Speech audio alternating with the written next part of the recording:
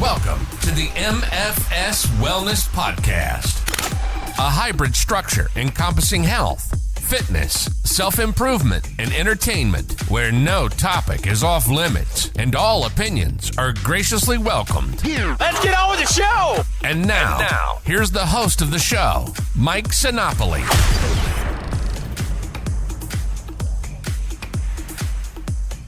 This is the MFS Wellness Podcast. I am Mike Sinopoli, and on this episode, I am following up a very difficult episode that I did last, coping with pet loss, on another pet-related topic. I've kind of, rekindled my love for the animals, which I've always had, but want to do a little more. Like I said before, I would do some charity runs and things like that. But one thing that has always struck me is something I respect greatly. Something you could really do well for these animals is be a foster home for animals. Now, I'm no expert on this. I don't know a lot about it. Quite frankly, it's always been sort of like something I've strayed away from just because I get attached. So I want to hear all about this. So I brought on a longtime friend of mine, who's been doing fostering for dogs for about 6 years.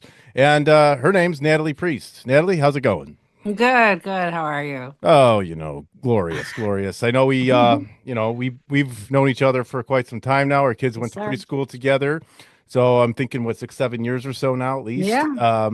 And your husband is a big listener to the show, Mike. Got to give him a shout out. He's always giving me a little shit here and there, or giving me a thumbs up, thumbs down on what he thinks. Appreciate the feedback. So someone needs to. Yeah, he's a good dude. I'm sure all's well. So we both kind of lost a pet actually in the last 2 weeks. I think within a week of each other. Yeah, roughly. Max, your dog, we want to bring him up. Yeah. Give him a little shout out there. 16-year-old Yorkie. Old man. He How old? Blind, deaf, the whole nine. So Oh, boy. he went very peacefully at home though. I have to say we were grateful for that. That's really nice. I'm happy to hear that he's able to go peacefully. That's all you can ask for. Yeah, they have an at-home service called Peaceful Endings for Pets, which is great. It's a little bit more expensive, but 100% worth it if you have the opportunity. It's something I considered when I was at our downtown does a trick-or-treating thing around Halloween, and I kind of knew that one of my dogs was, I know, they're getting older, so I sort of felt that could be coming. So what I did was I asked the woman there, that they do that. And, I took her card and all of that. But unfortunately, the way it went for us was, they recommended we didn't even leave the facility with our dog. So of course. But it was still, I did like that idea because I did get that from you guys about the at home. Yeah, we've done it both ways. We've done it both ways. But if you have the opportunity to do it at home, it's just... I feel like they lay down to take a nap and they don't know any different versus the stress of the vet. And no, I agree with you. I actually wish, in a sense, now that I think back a little bit, I wish that I could have taken on that service and had it done at the house. I feel like, that's their home. That's where they've been for so long that, that's just a peaceful place to be. But I was there with her. So, rubbing her back. Yeah. And it was your first, it was your real, your first dog as an adult, I think, too. Yeah. And now you know what to look for per se. I mean, it sounds terrible, but you know what to look for. So exactly. My first dog ever, really, that I had to do that. Yeah. So you might be able to make that call next time. Yeah, so we'll see. I have another dog here. She's doing great. So, we talked about that last time and all of that. So, but what I want to do, get into is what you do. And I've always, admired it from afar, fostering animals, especially pets, dogs. You primarily do dogs, correct? Yes. Is that what you have in your house? You said before maybe a cat once, but you got attached. Is that right? I did. Well, hey, that's I okay. did. I had a 15-year-old cat, and he liked the kitten, which I just didn't think after a certain age he was going to ever like another cat, and he did. So we kept him. Well, hey, that's all right. That's one thing I always thought about. So for real though, so when did you start doing this? It's like 6 years ago, I think you told me. But like, what got you into doing it? What drove you? How did you make the leap from saying, hey, I want to do this? So I was fortunate enough to stay home with both my kids. As you know, daycare costs are outrageous. Yep. So I was home, but I do get very bored. So I had spoken to a friend, Jesse, who worked with Illinois Doberman Rescue Plus. And at the time, we had used a kennel nearby to kind of transition our dogs out of the shelter and get them into foster if they didn't have fosters yet. they would kind of wait at this kennel facility. So I figured I could go over there and walk dogs, right? So Okay. filled out the application online to be a volunteer, and they called me.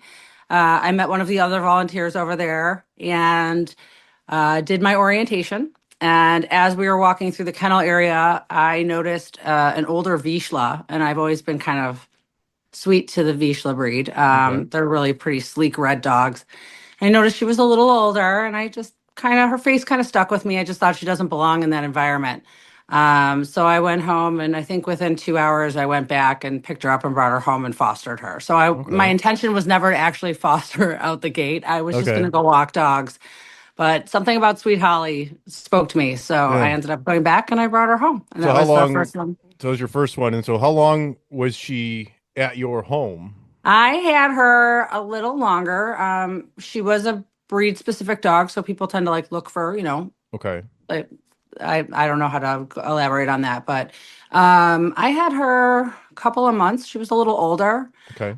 She actually ended up initially getting returned. She didn't get Oh. along with their resident dog, which we can get into a little bit more as far as Yeah. challenges later.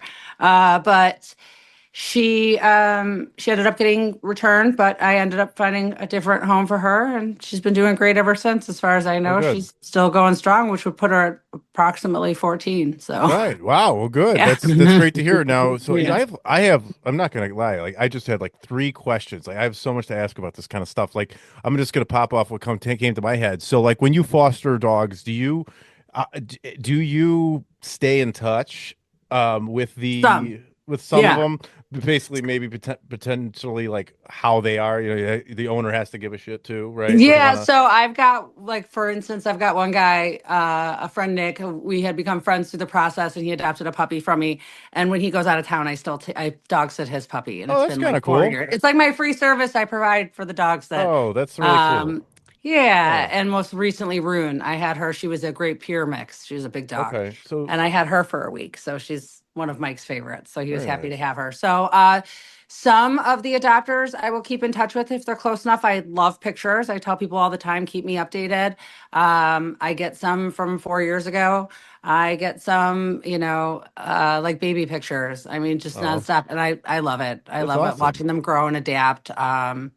And some I've even made some really awesome friends out of it. I've got a couple really close friends out of the deal. So Sounds it's been like kind of nice. a lot of positivity all Yeah. around. So that's really Yeah. cool. There's got to be a lot of trust there too, especially Sure. with the dogs that are a little bit more difficult Yeah. to place. So like you said, this one was returned due to the fact that it didn't get along with the resident dog. But now is there a policy like you set, or is there like like do you have like a certain amount of time? Like what if The rescue has you have 14 days. If it's not a good fit, obviously you can return the dog. We encourage a decompression period of approximately 3 days, where you actually keep them separated. Okay. We find that it's less stressful for the resident dog as well as the dog coming into the home. Okay. And considering the dog that was already living there was already an older dog, I really Hmm. stressed that it was important to keep them separate. I got a call, I think the next day, Mm, saying that there was a reaction because they were together. So, I right. mean, again, we stress the importance, you can only tell people so much of keeping them separated, but I do believe it wasn't an aggressive reaction or anything like that. It was just two dogs getting Hmm. in each other's way. So Yeah. it really Yeah. freaked them out, which I Sure. understand. Their dog was older. We're very compassionate to that. It's actually in our contract that we want you to return the dog to us. You can't give the dog away. You can't sell the dog. That's great. That's part of the agreement. So Oh, that's really good. Yeah, and it's really cool that you have that in place. Now you have your own dogs, right? I So do. I do. so Up until recently, I had three. I have two resident dogs right now. so you have to kind of follow that same process yourself when you take a rescue in, or It depends on the type of dog. Puppies are a little different. It also depends if I'm getting them from where I'm getting them. Meaning if I have an owner surrender and I know this dog was an owner surrender, spent like a day in the shelter, or if it was pulled immediately, whatever the case may be. Puppies adapt a little quicker. They're a little easier. It's a little bit more difficult to keep my dogs away from new dogs, but I've also kind of steer clear of um, smaller dogs tend to be a little bit easier. they're not as stressed out. I don't know how to explain it. The younger dogs, they kind of Mhm. just go with the flow and blend in. They're just kind of happy to be out. I haven't run into too much, but if I bring a dog in that I feel like, or I have a dog that's post surgery, I've had dogs that were heartworm positive that were basically stuck in a crate for 3 months. Mm.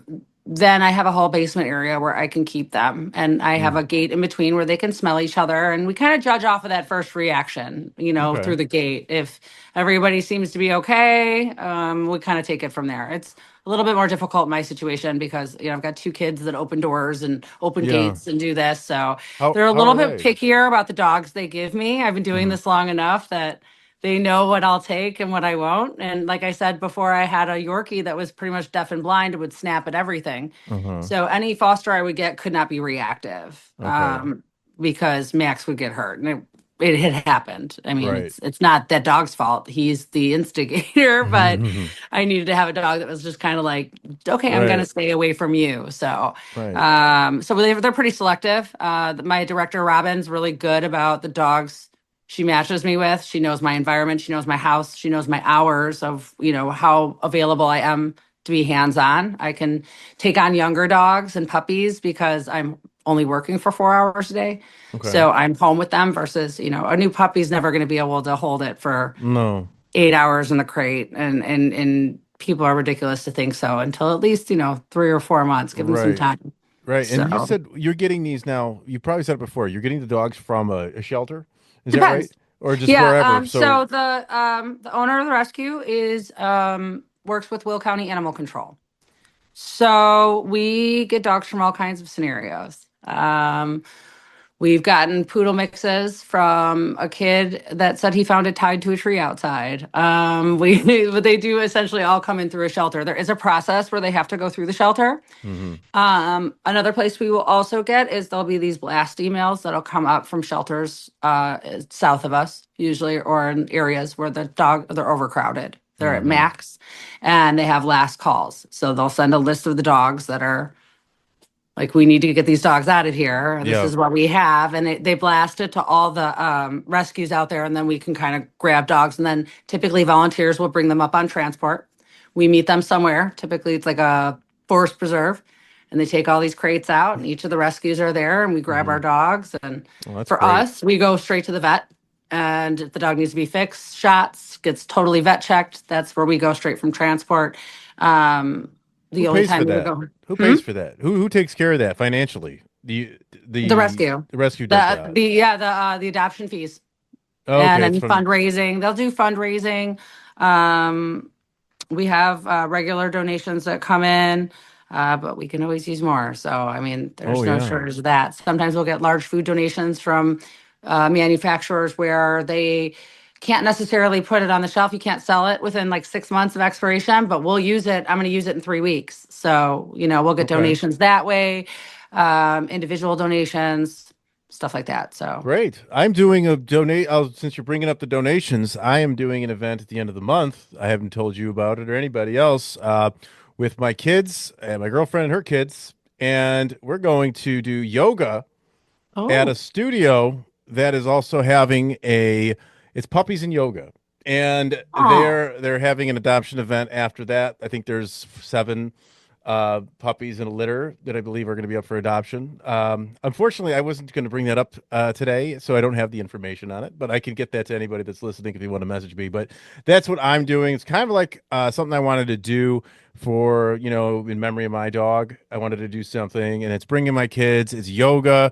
The instructor, I'm told, focuses on like inner traumas, things like that. So it's really cool. Something that my girlfriend and I talked about. The kids sound excited about it, and we're gonna do that for a rescue for a shelter. So that's that'll be fun. That'll yeah. be fun. It'll smell better than goat yoga. I'm sure I've never done goat yoga, and it sounds it's actually sounds kind of terrifying. Oh no, it's fun. If I It's ever fun. start a metal band, I'm going to call it Goat Yoga now, and I'll give you a little bit of credit on that if that ever happens. So Goat Yoga. check us out. Oh, But please do. no, I have to. So yeah, we're gonna do that. But yeah, you mentioned that, so that's good. And again, that's the thing. So Natalie here's a foster. It's a lot of work. It's a lot of commitment. It's a great thing to do. Like most things, it's not for everybody. Whether you have the just the will to do it or the place to do it, the room, the space, the patience. And if you don't, there's other things you can do like that. There's runs. I was doing the Pause Chicago run for several years. I stopped doing that. But I'm going to start doing that again at some point. The stuff that I was doing, life got busy, and now, you have a Yeah. little bit of an Some of the event. people, yeah, some of the volunteers know. just do transports. You can Yeah. do transports. You can do, I mean, you don't have to be a foster. Um, Although it helps if you do it once, you only have to do it once. I know, I get it. I It's get it. not You're something, it's not like it's back to back to back dog. I mean, believe right. me, the shelters are full. It could be. But you This- mean you get breaks in between, and That's kind of the a good nice the idea. rescue pays for everything. So Right. any crates, supplies, food, heartworm, flea and tick, all that stuff is covered. Right. So I mean, it's nice, especially for people who don't have dogs that want a dog but can't maybe necessarily afford one. It's a Right. great way to like. I always just say it gets my kids. They get puppies every How are 6 months. How are they with it? That was what I was going to ask you too before I talked about There's my. a few we've gotten attached to. We have one right now that we'll probably have to pry out of my husband's arms.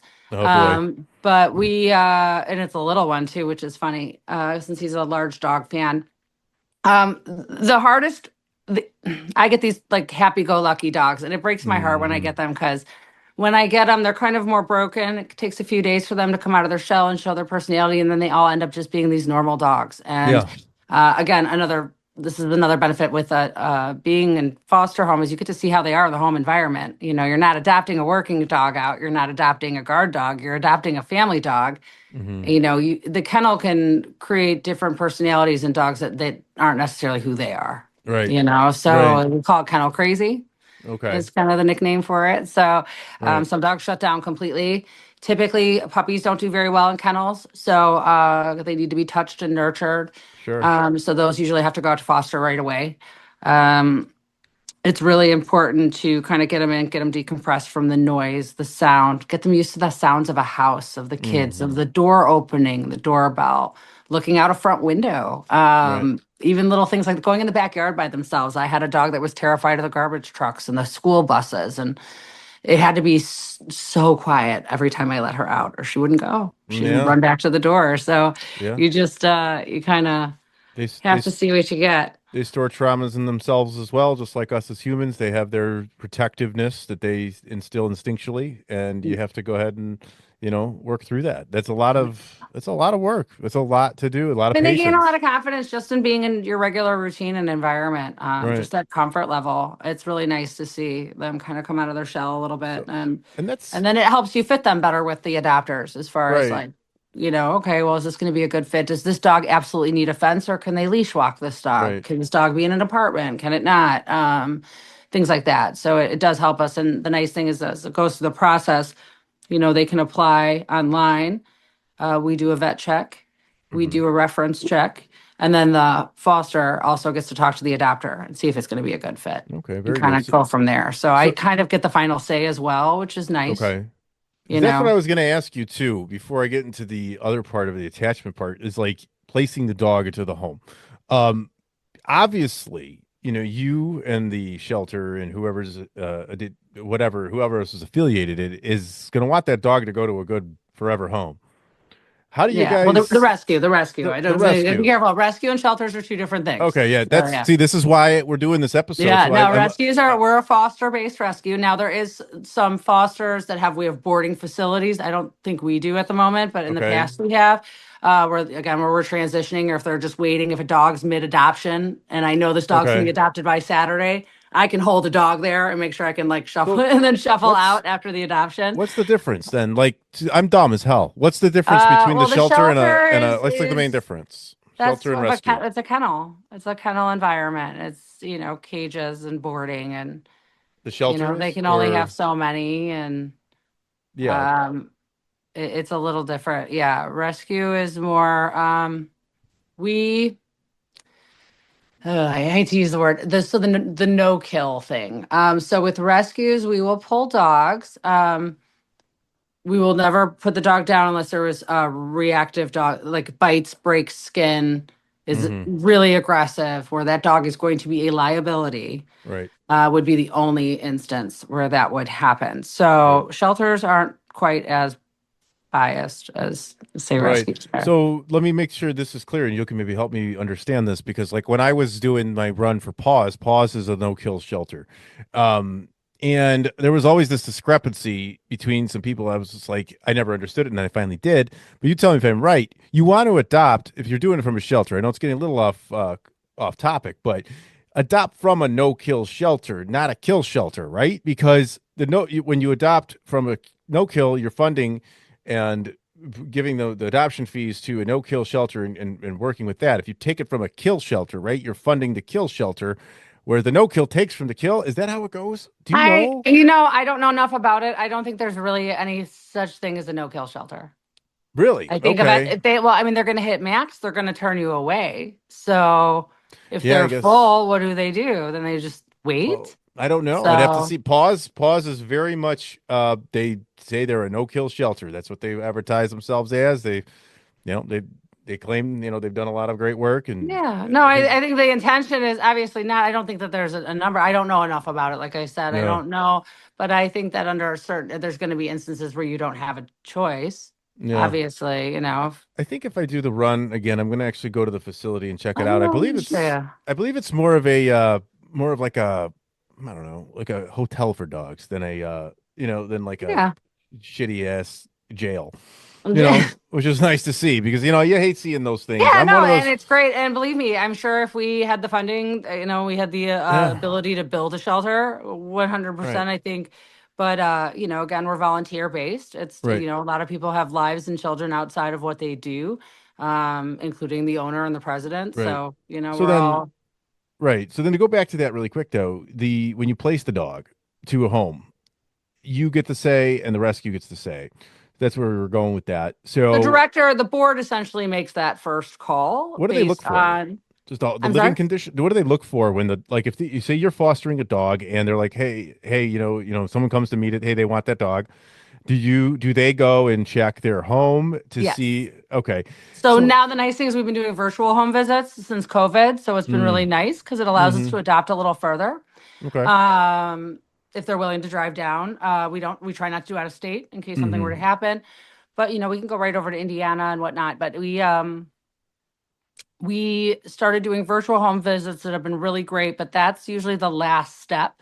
mm-hmm, And it's really because we are primarily a Doberman rescue. They'll walk around the mm-hmm, house. We'll kind of check everything out. Okay, there's a lot of little stuff on the floor. You might want to, you're bringing a puppy in. That's a choke hazard. mm-hmm. Okay, there's a hole in the fence. We'd like, if you could get that somehow, get that covered up. Things we may see that the potential dog adopter may not. Right, and they should want to know that. That's helping them out to avoid any sort of frustration, tragedy, or sadness, and Sure, sure. misfortunes. Yeah, absolutely. I think that's great. So that's kind of how that rolls. So then the attachment part of it all, that's the part that gets to me. Like I'm an attached guy. Like I feel like I would just create a bond right away, and I'm not going to give up these dogs. I feel like if I if I fostered like 7 dogs, I would just end up having 7 dogs. Like that's Well, just I me. mean, So you would think I would have been the same way. I mean, I was classically the kid who would have stray animals follow her home from school. So it's no surprise that I have 2 dogs and 2 cats. right. So I don't know if it's gotten to the point where I just don't. I have so much going on as it is that it's a lot of work, so that I look forward to it. Having my house back again. Mm-hmm. But honestly, no, the first one you always have a tough time with. This is what somebody told me once, and I think it stuck. Was the first one was always the hardest, and then you just Mm-hmm. kind of get used to it. Yeah. Especially when they're good dogs and they're easygoing and they leave wagging their tail. I mean, how can you be mad at Right. that? Yeah. And You every just time I take a dog out of the shelter, that frees a spot for somebody to surrender their yeah. dog, and I can now pull this dog out and free up a spot in the shelter for someone else. Yeah. So You're right. as fast as so with these easy, I mean, these little dogs, we just pulled a whole bunch from a place in the city, and they were all such sweethearts, every single one of them, and they're all under 12 pounds. So that's oh, by the way, that's the plus side of Illinois Doberman Rescue Plus, is we are primarily a Doberman rescue, but the plus side, we get a little bit of everything else. Okay. But yeah, I mean, really, we've had some really, really great dogs come through. I've probably had, I don't know, I've already had 4 little dogs this year, and it's only the Oh, beginning of March. I brought in wow. a pair in January. 2 that came in because their owner went on hospice, and her Mm. final wish was to keep these 2 dogs together. Oh. And out of the sky fell these 2 wonderful people, and I couldn't believe they were real. But within a week, I had them adopted. Together, I'm obviously, having it. right? Yes. That's Yeah. awesome. And they're truly So, living their best lives. that's And then awesome. after that, I got little Candy, and I had her for about 2 weeks. And these 2 brothers came out. They had lost their dog about a week before. They worked Mm. from home. They were getting tired of the silence Yeah. and, being able to walk the dog at lunchtime, that kind of thing. So they swooped her up within 2 weeks. So Wow. So yeah, I yeah, just brought in my third. So that's awesome. And you know what you just kind of put out there was like, so my like I have to like if I was to ever do this. Now I'm not saying I'm going to. Don't quote me on anything. But if I was ever to do it, I have to shake that whole attachment thing because what that really is me being selfish. Because I'm not. especially when they're good, it's so easy to give them up when they're good. The tough ones are the ones that come in and they're kind of shell shocked Yeah. for a little while. They come out of their shell, they get used to it, but they're still shy that Mm-hmm. them leaving with them and getting in their car and going to their house is going to reset them again. Yeah, you can see And that. I've only had that happen 3 or 4 times. Or if like they're post surgery and I'm Mm. just super concerned that something might go wrong. We Mm-hmm. try not to let them go until they're rechecked by a doctor Mm-hmm. for any major surgery they might have, not just necessarily the spay or the neuter. Um, but I'm sorry, I lost my train of thought. We That were, happens. I'm like, I could go on and on with this. I really could. I do it all the time. It doesn't matter. I could go on No, and you're on and talking on with about the this. ones that came out of Yeah, no, surgery. yeah, those are probably the hardest ones. Those are the ones that really Yeah, they get to you. I could see Yeah, that. because there's so many particulars about them, and Right, you just kind of want to make sure it's the easiest transition possible, right. because they're particularly sensitive, and it's usually the big, large ones for whatever I reason. see. But yeah, no, that makes a lot of sense, especially the way you put it when you said that, hey, you know what you're doing is if you give up that dog, you're giving it to a good home so you're making somebody else happy. The dog's getting a forever house, and then you have the space to take another one that might be on death row and put them in Right, your house. So you're actually right. but by giving that up and not keeping that dog there, you're actually like helping out 3 or 4 living things while Every you're time my doing kids it, ask you me, know? "Mommy, why can't we keep this one?" I said, "Because then I can't continue to rescue dogs." Right. It's a great Because way to say it. I've made it, I've outnumbered myself at home with my resident animals that there's no way I could possibly take on another one right now with all my kids' Hmm. stuff that goes on. So it allows me to be able to kind of give back. So way, I mean, I was blessed to have that extra time. If I could give Hmm. back and serve my community in some way or, help them, that's Hmm. really what I want to do. No, that's You know, awesome. That's I awesome. like you like animals more than people. So. Yeah, we all do. At this point, please, this, no matter what they do, I don't care. These dogs can shit all over my floor, and compared to some Yeah, people, the way some people it's are. not as bad as you would think. I think people have and don't get me wrong, I've had some interesting damage, Eh, chewed spindles on the staircase, and yeah, I actually have a chewed nightstand.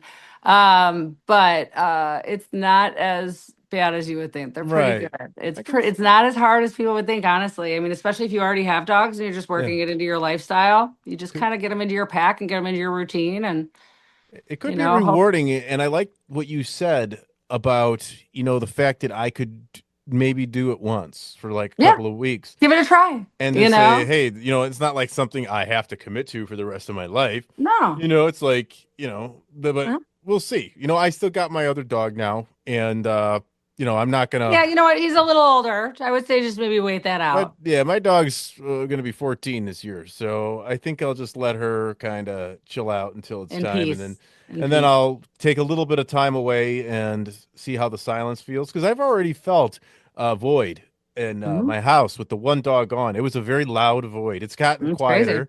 It's gotten quieter. As obviously as time passes, things heal. But yeah, it's a very noticeable void, a very loud void for about a week, and it's Yeah. just oof, brutal. So Yeah. what's your favorite part about this? I'm going to ask you 2 things. First, I want to know your favorite part about this. What do you love the most about this? If somebody asked you, "Hey, Natalie, what is the reason you do this? What is your favorite thing about this?" Um, Honestly, the simple things. Watching a dog play with a toy for the first time, Mm, discovering that they instinctively like fetch and they love to chase the ball, but didn't realize they like chase the ball because they've never seen one before. hmm Uh, That's probably, watching them kind of come out of their shell and get excited, like day 3 or 4 is Like it. probably my very favorite thing. I call it the It's thank you face, where they kind of lay their head in your hands and look up at you like, thank you, oh yeah. Yeah, I get it from all of them. So I have to say Oh, that's probably the most rewarding thing. that's awesome. How about challenges? Like, what do you think? What's the most frustrating part about this? Like, if someone was to do this, just for you personally, even, I know there's many things that we can talk about, pee Getting accidents, things like adopters to listen. I'll make it really easy. getting adopters to They don't listen. listen. What don't they Take listen it to? slow. Just take it slow. Like I understand. Everybody wants a housebroken dog yesterday. Mm, Even if the dog came to us, if the dog was intact, meaning they, weren't fixed yet, male dogs instinctively mark. So once they're neutered, which typically when we come and we have them neutered right away, it takes a little bit of time for that dog to adjust. We get it. Everybody wants a housebroken dog, but you're not going to get a right. housebroken dog from the puppy store either. So, No. um, it gives us an opportunity to kind of get like their personality. And yeah, I just think that the biggest challenge, everyone wants the perfect. I want a dog that doesn't shed and is hypoallergenic and doesn't. I can No. literally have the conversation. Is I. housebroken? You got any of Yep. those? And it's like, not yet, but we're getting there. Right. One thing I can promise you is I can usually get the dog to sleep through the night in the crate, so you're good there. Dog is usually good in the crate for a couple hours or throughout the day. Um, what toys can keep them occupied if you work from home and you need to be on a call and you have a dog right by you and you have a puppy, what Hmm. you can do to keep that dog occupied. So that's the other nice thing is you're not walking in blind either. And I'll get calls usually for the first few days after asking questions. Sometimes we give a little questionnaire thing out with it that's like answers some of the dog's habits and things to look out for and things like that. We give that with the folder when they get adopted, but I still get calls after asking crazy, Hmm. oh, by the way, when's this? And oh, by the way, what's this? So um, we get a lot of that. But if people could just take it slow, that would be great. An emaciated dog doesn't have the muscle capacity to hold their bladder sometimes. So give them a little time to put on the weight and gain the muscle. They'll get with it. Okay. It's you don't know where Good. they come from. We get Right. dogs from, hoarding conditions where they've never seen the outside. We get, Terrible.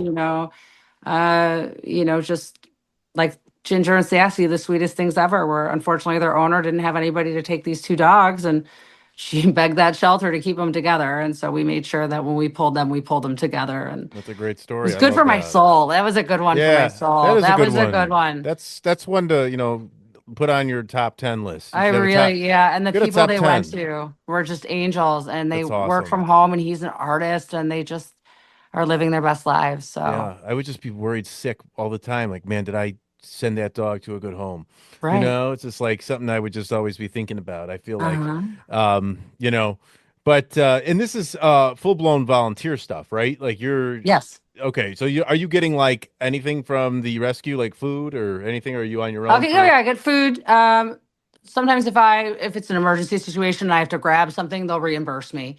Oh, okay. Um, but food crates, everything They that, provide you with like again, enough for the heartworm, dog. flea and tick medications, all that Right. stuff.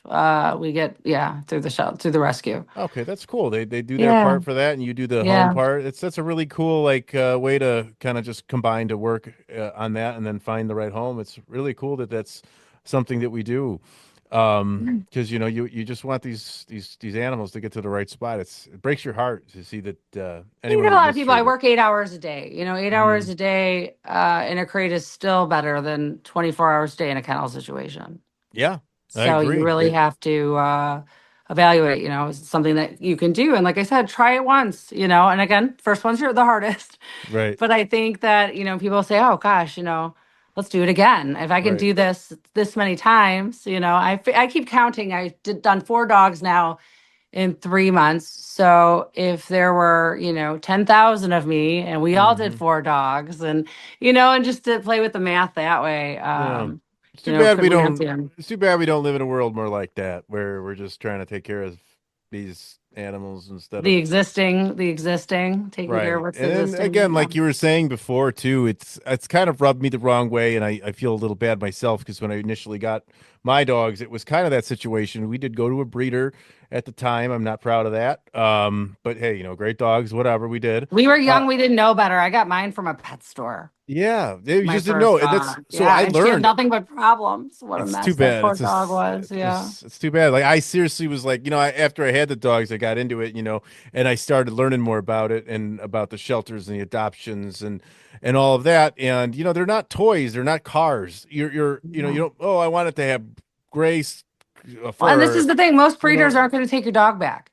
So right? if you decide to get a dog, Don't. I always like to reference the doodle influx of 2022, Oh yeah. where we got a bunch of doodles around mid-January, really cute dogs. This family said they found it on the side of the road. The whole family was there bringing this dog in, and well, that's the rumor. I shouldn't say. I don't know if that was really what happened, but we get a lot of the shelters fill up very quickly with Christmas presents that Yeah. end up being too much than the people can handle. And, That's one of my they, honestly. I get that. A lot of shit can get me angry. You know that, but.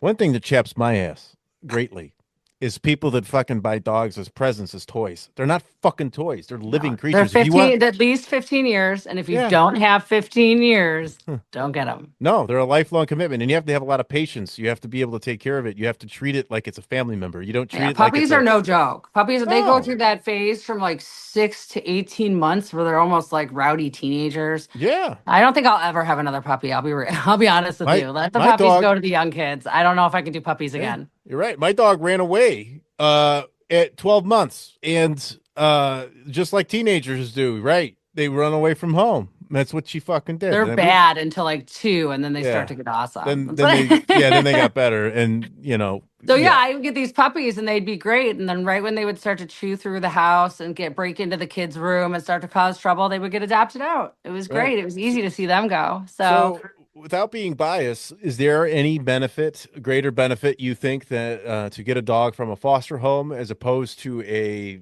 say shelter or the rescue or wherever they're at? Like, is there any benefit to doing that or depending on what you're looking for, if you have a situation where you have time and you can provide a really calm environment, by all means, or you just happen to get lucky with a really good dog from that's great. I mean, go to the shelter wholeheartedly. I think if you have a different situation where maybe you need a little bit more idea of what you're getting into, or you have kids, or you have another dog or another animal, you definitely want to know if that dog is good with large dogs, small dogs, cats.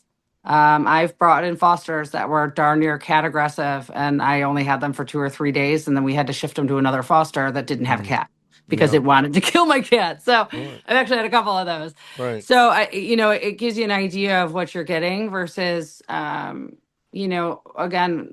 the shelter staff only knows so much about the dog Right. It in seems that like environment. right. It seems like you can learn more about the dog in a home environment, like you're saying, right? Like, oh, Yeah, hey, it helps me place the dog better. It right. helps me understand a little bit more of what that dog's looking for. I've Yeah. had 2 dogs now that had to be second dogs, and they were large dogs. We're talking 100+ pounds, Mm. and they had to be second dogs. And I thought, oh God, who's going to want to bring on a second dog, let alone a second dog that's 100+ pounds, or is going to be. But they exist. How do you know they have to be Yeah. seconds? How do you know they have to be a second dog? Is that because they just These have were to be 2 with dogs that someone? had gotten returned. They did very well with me, and then they would go to the home. They didn't do well at all, and it was a different dog. Oh, okay. So I came back and I said that some dogs need the confidence of a second dog, and both of these dogs needed that. And so Okay. now they're in an environment where maybe if they were to lose the second dog, they might be okay because now they've been there for a while. But initially, the dog needed the confidence of a second dog. Gotcha. Very Makes sense. skittish, very scared, but would Right. follow the lead of an alpha fairly easily. So, yeah, both of those situations, both of them had been returned. The no fault of the adopter. They just says, I don't think the dog doesn't seem to be reacting well here. It just doesn't seem happy. There's there anything I can do, Right. So if they're at a loss, obviously, Right. we know fairly quickly. That's why we allow that 2-week period. Gotcha. Makes sense. So, I mean, what we're here for is to learn more about this, which you've explained a whole lot. I know a shitload more now than I did an hour ago, and I appreciate it. Now, the next thing, and then to wrap it up after that, what I want to kind of know. So, what's the first steps to take to be, become? You want to become a foster. Let's say you take that idea in your head. I want to do this. Is there Every rescue is anything? different. Yeah, every rescue is Okay, different. well, There are just talk. fosters that have to sit at PetSmart on a Sunday. Okay, You've what been about there. yours? Yeah, yeah, yeah. What about yours? So We don't you're do those. We don't do okay. adoption events. Our background screening process is a little different. So, You know, okay, we do the home visit, the vet checks, the referrals. We don't just, it keeps the return rate very low. And right, because we do specialized breeds like Doberman, that's not right, really exactly the dog you can go, riding right. out on the back of it as PetSmart. So, uh, yeah, we don't do any of that, but I guess it depends on the rescue you go with. So So if decide, if I want to do it, if I wanted to if do you want to this, do it through our organization, the first thing you would do is apply to be a volunteer. okay. So do you have to volunteer at the rescue first before you can Yep, you can become? volunteer online. The applications are typically online. You just have to fill out a volunteer form. And what does a volunteer do initially? Like, is that do they do something at the rescue, or is it when you No, is they'll the ask you what you're interested in doing for the rescue, oh, whether it's okay, fundraising. Do you want to help with events? Do you want to okay. do fostering? Do you want to do transports? Stuff like Okay, that. so maybe a good way to start would be to, contact a rescue in your area that does, fostering eventually, but you could do things like transports, you could do things like fundraising and charity events, right? So then maybe you start with that and then you get a little more acclimated with the shelter, get to understand the process of everything. And then say you want to become a foster after you do a little bit of that. Is there anything you have to do outside of, puppy proof your home or whatever the heck it is? Is there anything special you have to do to your home that they require? Outside of obviously just letting it be a livable home, your home, is there anything specific? I think it depends on what you're fostering or what you're willing to help with. But typically, we would like you to have a fenced yard. Yeah. We prefer private chain link fences. I always joke and say they're just launching pads for dog nails. Mm, So preferably, some type of at least 5 foot fence. Um, is probably the only requirement. And the time. I mean, you don't have to have a ton of time, but just be patient and open, and it might surprise you how much you enjoy doing it. And then who knows, you could be adopting out 15 dogs a year, Mike. hey, you never know. Like what I like you said the most in this is that I don't know why it didn't correlate or connect into my brain. The fact that you can just foster a dog one time, have one dog, right? So like I could just say, look, send me your next whatever, and let's see how this goes, and Mhm. I'll handle it, and then Say decide in from 2 weeks there. the dog gets adopted. You're like, great. Give it a couple weeks. You know what? Maybe I'll do that again. Right. I think that's cool. Well, in For my some case, Robin will just call me and say, hey, or I'll get a text message. They'll say, hey, call me when you can. And I already know that, like, so there's this guy. I can get him on Transport Tuesday. He's really cute. I'm going to send you an email. And so and then usually it's typically the email from the overcrowded shelter saying, please, these dogs are what's great. Take them, take them, take them. And so whoever we kind of just pick. So sometimes we'll have 3, sometimes we'll have 5. okay. Depending on how many come up, if we have foster for them. They What's the name of the rescue you're with? Illinois Doberman Rescue Plus. That's what you said. Yes. Yes, it's Illinois. foster based. I think it says we're listed out of Barrington. We're actually foster based though. So all of our dogs are currently either in foster or with our 2 boarding facilities, which are our vets as well, which is usually Okay. just through transition into foster after surgery. So there Because you most go. dogs, if we can, we fix them out the gate when they come in because breeding and overbreeding is part of the population issue and why we do what we do. Yeah. Wow. That's really cool. Yeah, I'm just checking out the site. Looks good. So that's yeah, ildoberrescue.com, right? Okay. Yes. I always like to give a little contact info and things like that. Do you have any contact info you want to give out here at all for yourself, or Oh do no, you yeah, think no, just check check out out the the website yeah. and or we've got some available dogs on there. With some really great dogs right now. Mhm. All kinds, all breeds, small, large. I think it's just on the website on our Facebook page. We just shared Small Dog Sunday. We have a lot of really sweet dogs right now. So and all kinds, all shapes and sizes. Well, there So you go. Just, go ahead and, Google a rescue near you. mhm. Check out this one. If you're listening in other states, just see what's around. You check it out. If you're feeling like doing something charity wise, this is great. I know we're always, looking to do things human to human. That's great. Help human beings too. But, hey, these creatures are innocent, helping the They're helpless, helpless. helping the Humans, I hopeless. feel like humans Yeah, can help themselves. I am the same way. And I'm I'm a big like, advocate for that. I feel like for animals the don't mo really have a voice, and it's because of hmm us that they've gotten to this point with the yeah, overpopulation issue. yeah. So I this give is our fault. I don't shit on humans too much because they're the ones helping the dogs too. So Yeah, they we can't are. They are. just And group. listen, there's reputable breeders out there. I Right. understand. My parents are very breed specific people. And, or yeah, my mom's, they're English Cocker Spaniel people. So I get that that exists. And I understand, the need for a dog that maybe doesn't shed as much. It exists. But I Hmm. just urge you to kind of check out and see what's out there first, because you might be surprised. I've gotten 8-week-old mini golden doodle puppies. I've had probably 3 in the last 2 years. So Sounds adorable. I would probably yeah. keep all 3 of those. No. But anything else? Is there anything you want to add? Anything you want to say? The floor is yours before we close it Uh, up. Is there anything you want to no, say? all I can say is that, we'd love you. We'd love for you to at least give fostering a go. We're always looking for new foster homes. That's really our biggest challenge as a rescue is to have enough people who are willing to open up a room, a space in your house. If you've got an 8x8 area, we can Right. make it work. So, And yeah.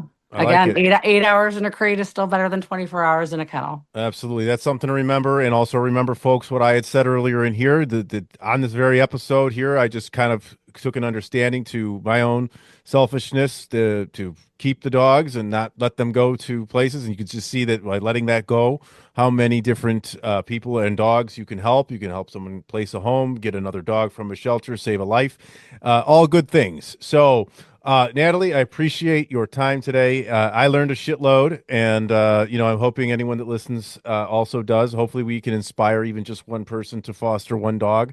And if that's the case, hey, that's a successful episode. It is regardless, but this will be posted forever. So this kind of stuff doesn't change. So we're always going to need help. We're always going to need somebody out there. So They are barking right now. It's funny, my didn't little one's in here. Well, thank you so much for having me. I Of really appreciate course. it. All right. Hey, anytime. So, hey, and if you want to get in touch with me and talk about this sort of thing, I can get information for you. I can talk to Natalie for you or wherever else. My contact info is at MFS Wellness. That's Instagram, Twitter, LinkedIn, and Facebook. And you can email me at mfswellness.com. And so for Natalie, I'm Mike, and we'll talk to you in the next episode.